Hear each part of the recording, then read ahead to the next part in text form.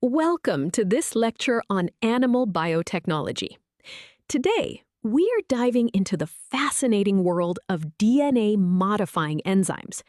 These are the microscopic builders and editors of the genome. If you have ever wondered how scientists actually manipulate DNA in a laboratory to create life-saving medicines or genetically modified organisms, you are in the right place. Let us begin our journey into the molecular toolkit of genetic engineering. To start, imagine you were building a complex model airplane from a kit. You have a pair of sharp scissors to cut the plastic pieces out of their molds. In genetic engineering, restriction enzymes are exactly like those scissors. They cut the DNA. But scissors alone are not enough to build the airplane. You also need glue to stick pieces together, paint to mark them, and maybe a 3D printer to make missing parts. DNA-modifying enzymes are these essential building tools. Without them, we would just have a pile of chopped-up DNA fragments with no way to assemble them into something useful, like a gene that produces medicine. Now that we have our analogy, let us look at the formal definition. DNA-modifying enzymes are a diverse group of proteins used extensively in recombinant DNA technology. Their primary job is to alter the chemical structure of DNA molecules outside of living cells, right in the test tube. Unlike restriction endonucleases that specifically cleave or break the DNA backbone, modifying enzymes perform constructive or editing tasks. They synthesize new polynucleotide chains, join broken phosphodiester bonds, or add and remove specific chemical groups at the ends of DNA strands. They ensure the DNA backbone is altered exactly as intended without damaging the delicate molecule. Building on that definition, let us explore the major classes of these enzymes, which are the absolute foundation of modern biotechnology. First, we have DNA ligases. These are used every day to insert human genes into bacterial plasmids, enabling the mass production of vital medicines like recombinant human insulin.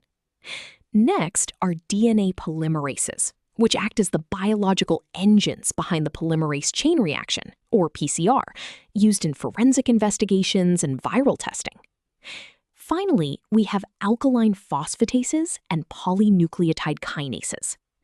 Alkaline phosphatase is crucial because it prevents bacterial plasmids from simply gluing themselves back together before a new gene can be inserted. Before we move on to the mathematics, let us see this with a concrete visual example. On the screen, you can see the specific actions of three major enzymes. On the left, DNA ligase is actively forming a phosphodiester bond, effectively sealing the gap between two DNA fragments. In the center, DNA polymerase is reading a template strand and synthesizing a brand new strand by adding matching nucleotides to the 3' end. On the right, alkaline phosphatase is removing a phosphate group from the 5' end of the DNA. By removing this group, the enzyme ensures the DNA strand cannot accidentally ligate or glue back onto itself. Now that we understand what these enzymes look like and do, let us look at how we measure their activity. To understand how well these enzymes work in our test tubes, we must look at their mathematical kinetics. Scientists need to predict exactly how fast a DNA strand will be copied or glued under specific laboratory conditions. By modeling these reactions mathematically, we can optimize our experiments. This ensures that we provide the perfect amount of substrate and enzyme, meaning we do not waste expensive chemical reagents while trying to amplify or edit DNA. This need for optimization brings us to a fundamental mathematical model, the Michaelis-Menten equation. Conceptually, this formula describes how the speed of an enzyme changes depending on how much building material is available. Let us break down the symbols. V represents the current reaction velocity, or how fast the polymerase is adding nucleotides. Vmax stands for the maximum possible velocity when the enzyme is completely saturated. The bracketed S represents the concentration of the substrate, which are the free nucleotides. Finally, Km is the Michaelis constant, indicating the substrate concentration where the speed is exactly half of the maximum. As substrate concentration increases, the velocity increases until it levels off at the maximum speed. Now that we have used this formula conceptually, let us see this with a concrete example. A researcher is testing a new DNA polymerase. We are given a maximum velocity of 120 nucleotides per second, a Michaelis constant of 30 micromolar, and a substrate concentration of 90 micromolar. We are asked to find the current reaction velocity. We choose the Michaelis-Menten equation because it directly relates these kinetic variables. We substitute our given values into the equation. Multiplying 120 by 90 gives a numerator of 10,800. Adding 30 and 90 gives a denominator of 120. Dividing these gives a final answer of 90 nucleotides per second. Physically, this means the enzyme is operating at 75% of its absolute maximum speed, which is highly efficient. Moving on from polymerase speed, we must also evaluate how well our gluing enzymes work. This brings us to another crucial mathematical concept in cloning: ligation efficiency. This concept tells us how successfully our DNA ligase enzyme glued the desired gene into our vector. When we mix cut plasmids and cut genes together with DNA ligase, not every single plasmid will successfully take up the new gene.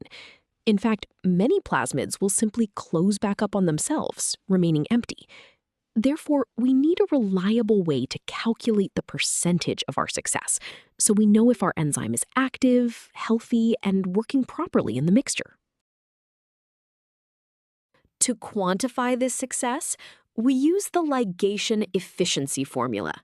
Conceptually, this is a simple ratio of successes to total attempts, converted into a percentage. Let us define the symbols. E represents the ligation efficiency. NR stands for the number of recombinant colonies, which are the bacteria that successfully took up the newly glued, edited DNA. NT represents the total number of colonies that grew on the Petri dish, which includes both the successful recombinants and the empty, unedited plasmids. If the number of successful recombinants increases while the total remains the same, the efficiency goes up, meaning our DNA ligase worked exceptionally well to paste our target gene. Let us apply this formula to a real cloning experiment. A student uses T4 DNA ligase to insert a glowing green fluorescent protein gene into a plasmid.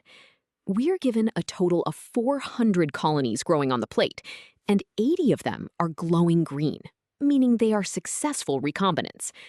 We are asked to find the ligation efficiency.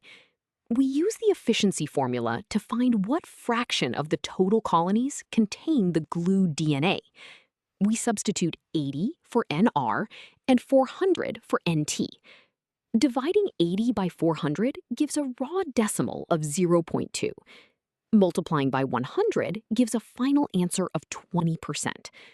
Physically, this means the ligase successfully created the recombinant plasmid in 20% of the cases, which is a very good rate for standard cloning. We have covered a lot of ground today, so let us summarize the most important ideas. First, DNA-modifying enzymes are the essential molecular tools that allow us to manipulate genetic material beyond simply cutting it. Remember that DNA ligase pastes genes together, polymerase copies genetic code, And alkaline phosphatase prepares DNA ends for cloning. Second, we learned that mathematical models, like the Michaelis-Menten equation and ligation efficiency formulas, are critical for optimizing laboratory conditions and verifying our success. You have now covered the full foundation of this topic. Mastering both the biological functions and mathematical kinetics of these enzymes is your first major step toward understanding how we diagnose diseases and develop life-saving gene therapies.